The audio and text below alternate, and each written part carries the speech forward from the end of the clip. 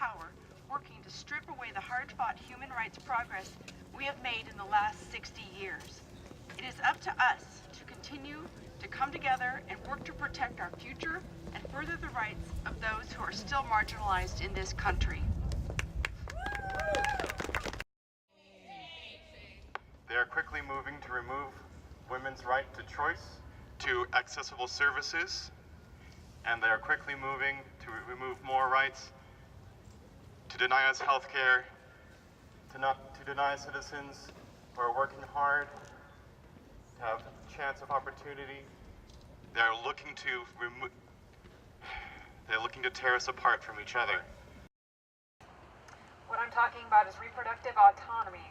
This is the concept that everyone should be free to make their own decisions about if, when, and how they have children. And that tends to affect women in particular because women are seen as the child bearers and primary child care providers in our culture. It should therefore go without saying that no one should be able to interfere with anyone's right to make their own reproductive health decisions, whether that involves access to contraceptives, abortion, or the right to carry a wanted pregnancy to term. We are resisting. So this is it was my first session, and I was lucky enough to be in the House caucus, which is at parity, 25 men and 25 women. Wow. There are very few legislative bodies or caucuses in the country who have that status. We are way behind in electing women to public office. And our caucus passed a gender pay equity bill. In fact, it passed 3 times off the House floor with bipartisan support. But each time it was killed by the Republican-controlled Senate. But you know what? We can kill bills too on our side. Bills that were introduced that would have prohibited the use of public funds on abortions never got a hearing. Bills that would have prohibited abortions after 20 weeks never got a hearing. Bills that would have required anyone seeking or receiving an abortion to notify their parents or guardians. That bill never got a hearing. Elections matter. If Trump taught us nothing else, elections matter. So my message to you today is pick somebody that you think represents your values who's running for office and go out and work for that person. Make phone calls. Go door to door. Put your heart and your passion and your values on the line and get to work.